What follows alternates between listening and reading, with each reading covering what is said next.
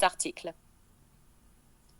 J'écris cet article parce que je suis fatiguée des discours creux, des belles paroles qui sonnent bien, mais qui ne tiennent pas la route dans la vie réelle, parce que je vois trop souvent des femmes coachées à aimer, alors qu'on leur vend un rêve cassé, une théorie que même la coach elle-même ne peut pas incarner.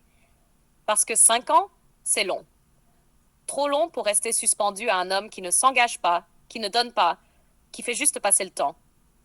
Parce que l'amour n'est pas un jeu d'attente, ni une leçon de patience infinie. L'amour, c'est clair, c'est vivant, c'est réciproque.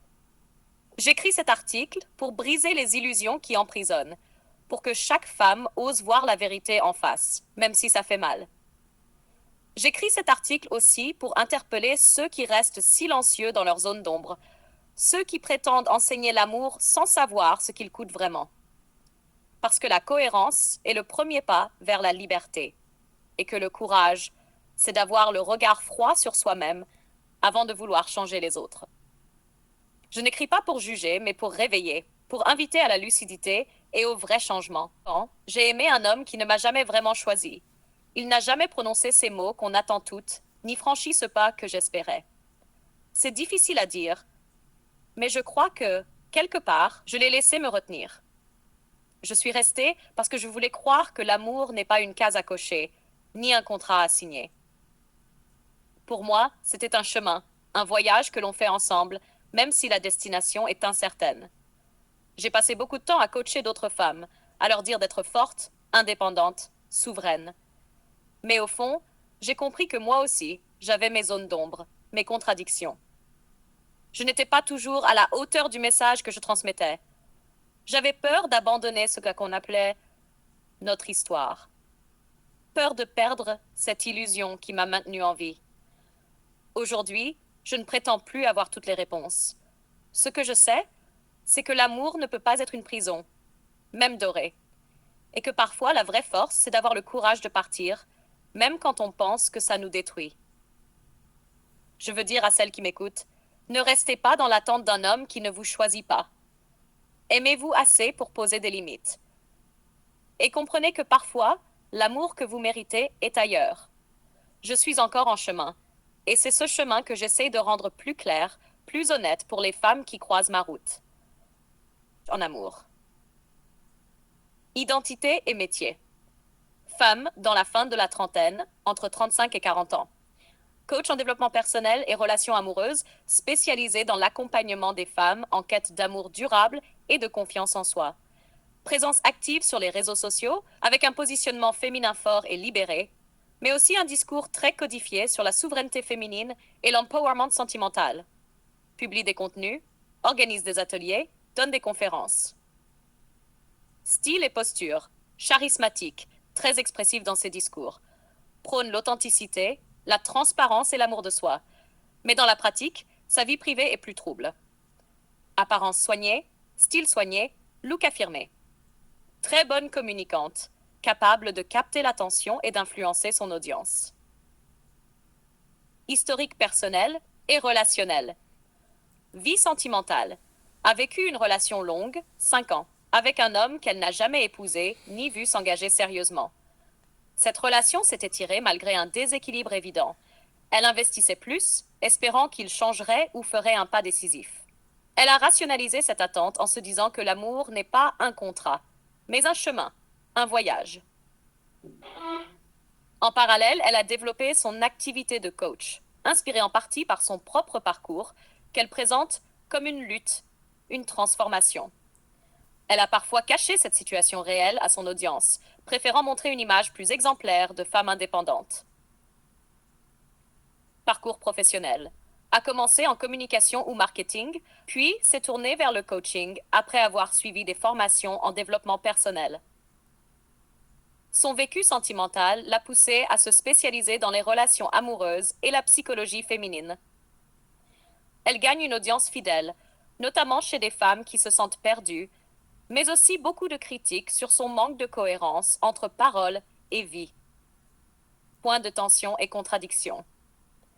Elle promeut l'amour libre et la puissance personnelle, mais a elle-même été dans une situation de dépendance affective prolongée. Elle prêche l'acceptation de soi et l'authenticité, mais soigne son image et évite d'aborder en profondeur ses propres échecs mentaux. Elle parle de traverser des tempêtes, mais reste coincée dans une relation qui n'a jamais vraiment évolué. Cette contradiction crée chez certains une impression d'hypocrisie, notamment chez les plus lucides. La scène se passe dans un bureau en huis clos. La lumière est tamisée, les regards sont fixes, le ton est lent, précis, l'ambiance, verre de glace entre deux volcans éteints. Gigi vese la coach les mains croisées. Alors, 5 ans avec un homme qui ne t'a jamais demandé en mariage. Mais tu coaches des femmes pour qu'elles trouvent l'amour sain. Tu vois le problème? Où on sort un PowerPoint? La coach.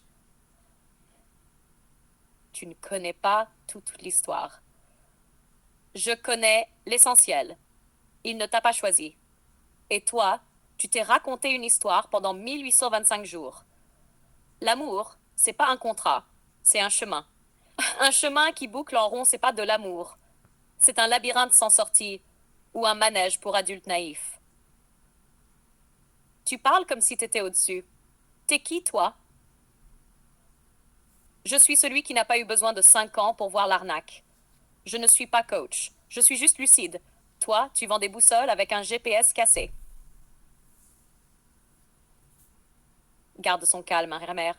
Tu ne comprends pas ce que vivent les femmes. C'est pas si simple. Non. Mais je comprends ce qu'elles croient. Tu crois qu'un homme va changer parce que tu l'aimes. C'est mignon. C'est tragique. C'est surtout faux. Et tu veux quoi? Que je mente à mes clientes? Non. Mais commence par ne pas te mentir à toi-même. Tu peux pas dire aux autres, soyez reine, quand toi, tu vis comme une servante d'espoir. Silence. Elle le regarde, un instant de lucidité. Tu sais, t'es la seule à croire que ton histoire est noble. Lui, il a juste profité du service 5 étoiles. Femme dévouée, loyale, tolérante, pas trop exigeante, la carte VIP de la lâcheté masculine. Tu te crois drôle? Pas drôle. Juste, chirurgical. Tu coaches l'amour comme on vend un régime. Mais t'as toujours les biscuits planqués sous l'oreiller. Et toi? Et toi? Tu fais quoi pour mériter de juger? Je me tais quand je n'ai rien à enseigner. Toi, tu parles encore alors que t'es en train de te noyer dans ta propre théorie. C'était de l'amour. Non, c'était de l'attachement. Et un attachement sans réciprocité, c'est de l'auto-torture avec fond musical romantique. Tu veux une vraie leçon à transmettre à tes abonnés? Dis-leur, je suis restée avec un homme qui ne m'aimait pas assez parce que j'espérais qu'il finirait par le faire. Je me suis oubliée. Et je me suis appelée forte alors que j'étais juste vide. La coach. Tu veux briser mon image? Non. Je veux que tu regardes ton reflet. Sans filtre. Sans slogan. Juste la vérité. Et si t'as encore une once de courage, transmets-la. Silence. Sans mariage, tout en coachant les femmes à trouver l'amour. Suivi de leçons glaçantes pour les hommes et les femmes. 1. 1. 5 ans avec un homme sans mariage. Traduction brutale. Tu as attendu 5 ans, une décision qui n'est jamais venue. L'homme n'a pas tranché, mais toi non plus. Ce que ça dit, l'indécision était partagée. Tu l'espérais plus qu'il ne te voulait. 5 ans, Iowa est le temps qu'il faut à un homme pour ne pas te choisir. Un homme pseudo-imparfaital. Tu l'as défendu publiquement comme humain, mais tu savais qu'il n'était pas fait pour toi. Ce que ça dit, tu as couvert ses défauts au lieu de les confronter. Tu l'as excusé au lieu de t'extraire. Le terme pseudo-imparfait masque un déni. Tu as enjolivé l'échec. Comment pouvez-vous coacher les femmes à trouver l'amour alors que vous en êtes incapable? Traduction brutale. Tu prêches la souveraineté féminine en étant captive toi-même. Ce que ça dit, tu monétises un message que tu ne vis pas. Ton autorité repose sur des masques. Tu es coach du rêve, pas coach du réel. 4. Pourquoi rester avec un homme qui ne t'offre ni statut, ni engagement? Traduction brutale. Tu as mis ton besoin affectif au-dessus de ta propre valeur. Ce que ça dit, tu as confondu attachement profond et amour réciproque. Tu as préféré rester la femme qui espère que devenir la femme qui s'élève. Tu as prouvé que même les femmes fortes tombent dans le piège du fantasme. Leçon aux femmes. Sans filtre. Un homme qui t'aime n'attend pas 5 ans. S'il ne te choisit pas en 18 mois, c'est qu'il a déjà choisi de ne pas te choisir. Et toi, tu as choisi d'attendre l'inexistant. 2. L'amour sans clarté est un poison lent. Plus il est flou, plus il est fatal. Tu es tombé dans l'illusion romantique. Un jour il comprendra. Il a compris depuis longtemps, il ne veut pas plus.